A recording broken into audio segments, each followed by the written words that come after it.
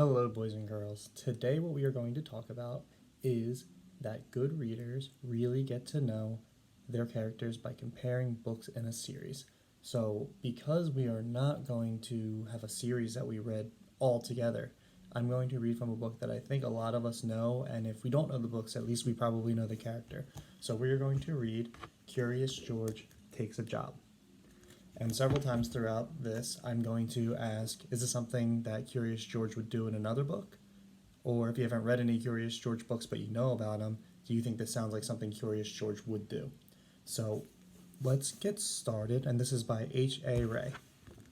Curious George Takes a Job. This is George. He lived in the zoo. He was a good little monkey and always was very curious. He wanted to find out what was going on the outside of the zoo.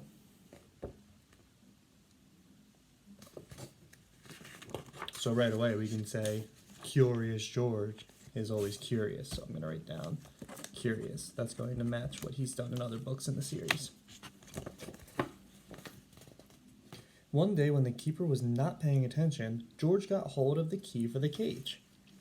When the keeper discovered what had happened, it was too late. George was gone.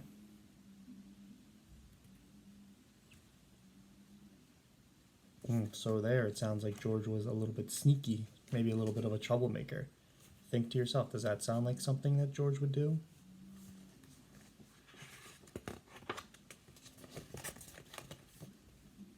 Where was George? They looked for him everywhere, but they could not find him.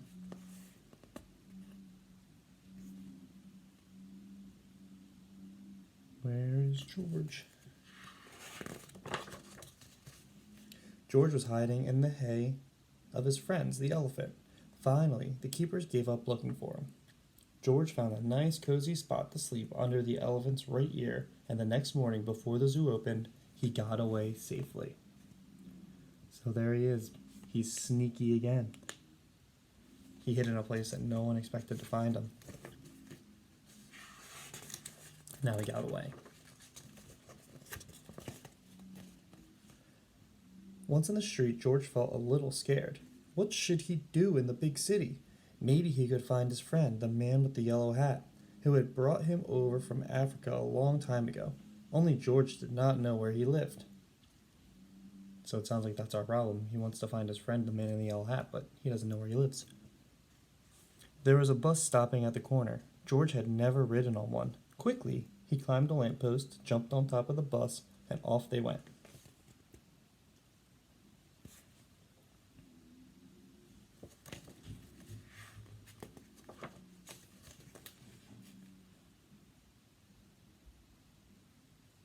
Now they were right in the center of the town. There was so much to see that George did not know where to look first. If only he could go riding like this forever.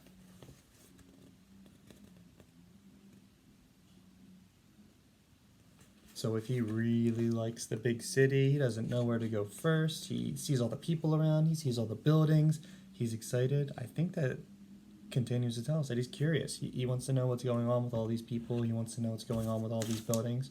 So we can I'm going to put a check mark next to curious because he's definitely showing that. And his name is Curious George. But after a while, George got tired and a little dizzy. When the bus slowed down to turn into a side street, George jumped off. There was a restaurant right in front of him. Something smelled good. Suddenly, George felt very hungry. So let's stop and make a prediction. We know that George is very curious. We know that he's a little bit sneaky. And now we know that he's hungry. And he smelled something good. Do you have a prediction? I'm going to write down mine.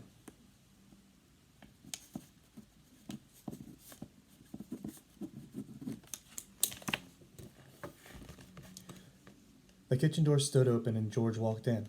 On the table was a big pot. Of course, George was curious. He had to find out what was in it.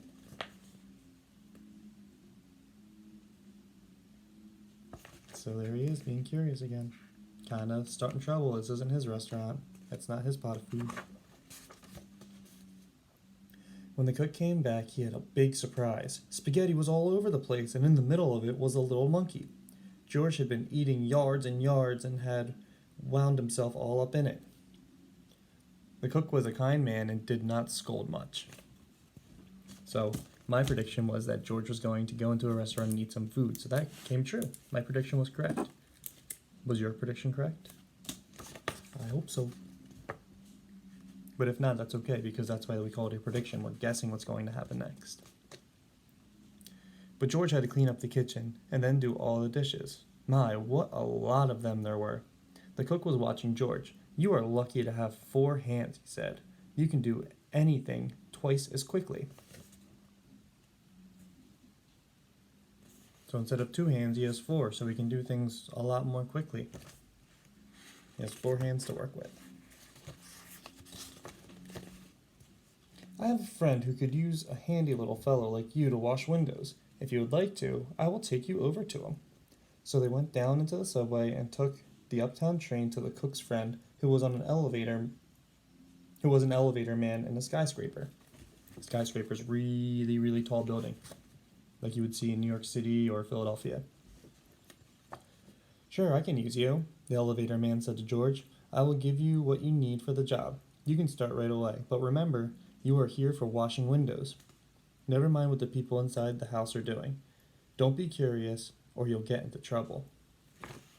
Uh-oh.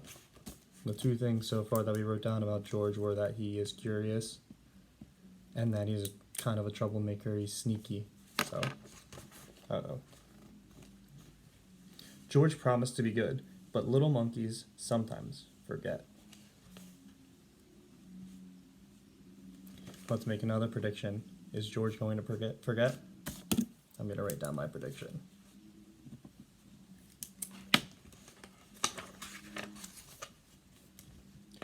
George was ready to start. My, how many windows there were! But George got ahead quickly, since he worked with all 4 hands. He jumped from the window to window, just as he had once jumped from tree to tree in the African jungle. For a while, George stuck to his work and did not pay any attention to the people inside. Of course, he was curious, but he remembered his promise. Don't look inside, that was his promise.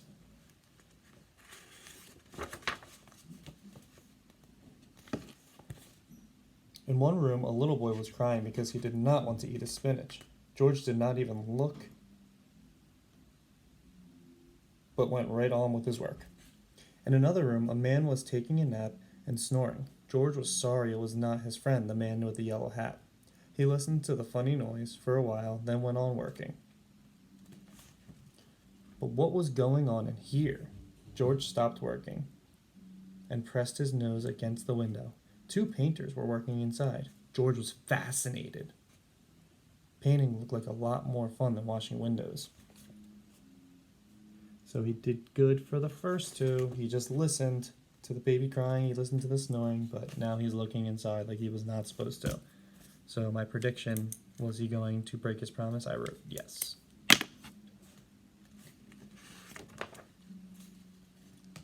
The painters were getting ready to go out for lunch. The minute they left, George climbed inside. What wonderful paints and brushes they had! George could not resist.